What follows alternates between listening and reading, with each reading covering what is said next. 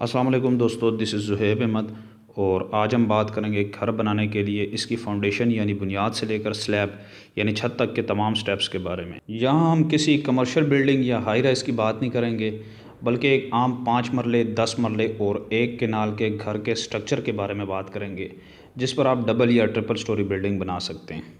तो दोस्तों, घर बनाने से पहले सॉइल टेस्ट करवाया जाता है, जिसमें जियोलॉजिस्ट घर बनाने वाली ज़मीन की साख्त या प्रॉपर्टीज़ के बारे में सजेस्ट करता है कि आया घर की बुनियाद कितने फुट की गहराई से शुरू की जाए। इस हिसाब से खुदाई करने के बाद सबसे पहले लीन बिछाया जाता है, जिसे आम ज़बान में कच्चा भी कहा जाता है।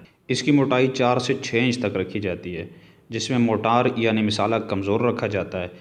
लीन बिछाते वक्त अगर सीमेंट का एक हिस्सा इस्तेमाल किया जाए तो इसमें रेत के 3 जबकि क्रश के 6 हिस्से मिलाए जाते हैं।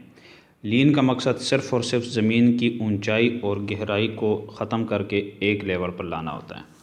इसके बाद कॉलम या पिलर और आरसीसी का काम किया जाता है। कॉलम के लिए लीन की गहराई बाकी लीन के मुकाबले में 1 या 2 फुट नीचे रखी जाती है। इसका मकसद कॉलम की मजबूती और एडजस्टमेंट फैक्टर को ज़ीरो पर लाना होता है। कॉलम के नीचे स्टील बार्स का जाल बिछाया जाता है, जिस पर कॉलम की फुटिंग बांध दी जाती है। तमाम जाल के नीचे छोटे छोटे मार्बल के टुकड़े या प्लेन पत्थर रखे जाते हैं, ताकि सीमेंट जाल के नीचे से इसे मजबूती से पकड़ ले। इसके बाद भराई का काम किया जाता है। इस मकसद के लिए माल को तेज़ रखा जाता है।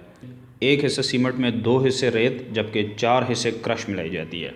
इसके बाद ब्रिक वर्क यानी चुनाई का काम शुरू हो जाता है। ब्रिक वर्क यानी ईंटों के काम में सबसे पहला रद्दा जो कि लीन के बाद लगाया जाता है, इसकी चौड़ाई 18 इंच रखी जाती है।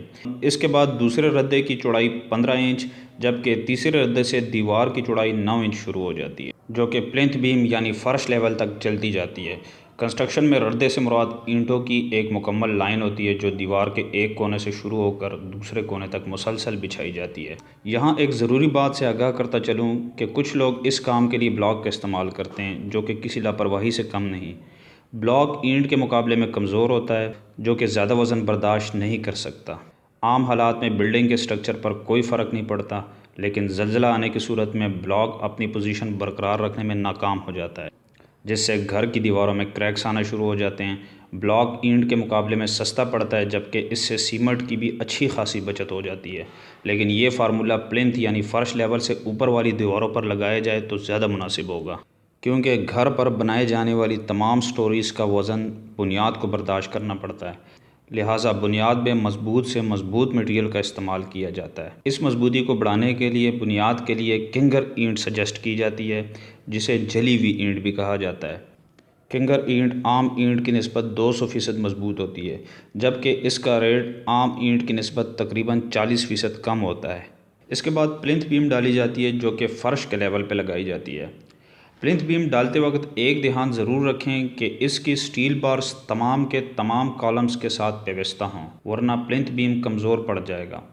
प्लिंथ बीम का मकसद दीवारों का बोझ उठाना, जबकि कॉलम का मकसद छत का बोझ बर्दाश्त करना है। प्लिंथ बीम डालने के बाद आसपास की तमाम खाली जगहों को मिट्टी से भर दिया जाता है। प्लिंथ बीम के बाद दीवारों की चुनाई का काम शुरू हो जाता है। इस मकसद के लिए आप कोई भी अच्छी क्वालिटी की ईंट या ब्लॉक का इस्तेमाल कर सकते हैं।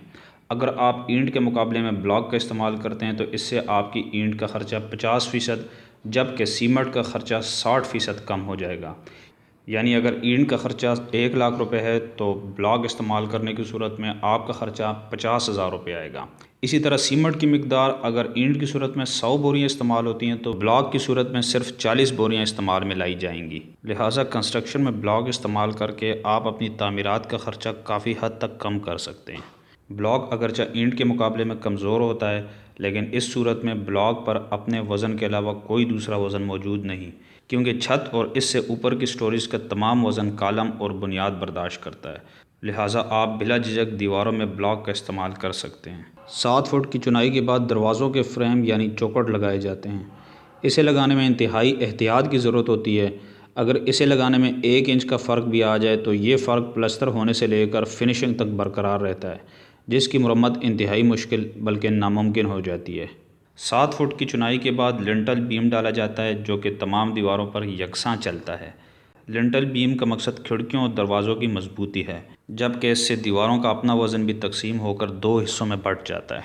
7 फुट बीम के बाद 3 से 4 फुट तक ब्रिक वर्क होने के बाद शटरिंग और स्टील बार्स बिछाने का काम शुरू हो जाता है। इसके साथ ही बिजली की वायरिंग के लिए पाइप्स बिछाने का काम भी किया जाता है। ये तमाम काम मुकम्मल होने के बाद छत या स्लैब की भराई की जाती है। इस तरह घर की पहली मंजिल के स्ट्रक्चर का काम मुकम्मल हो जाता है। इस छत को आप कम से कम 7 दिन जबकि ज़्यादा से ज़्यादा 12 दिन तक पानी फराहम कर सकते हैं। तो दोस्तों, ये थी एक घर की बुनियाद से लेकर छत तक की मुकम्मल मालूमात। अगर आपको ये वीडियो पसंद आई है तो अपनी मोहब्बत का इज़हार करने के लिए इसे लाइक कीजिए, साथ ही साथ अपनी राय देने के लिए कमेंट सेक्शन में तबसरा कीजिए और हमारा चैनल सब्सक्राइब करके साथ ही बेल आइकन को प्रेस कर दें।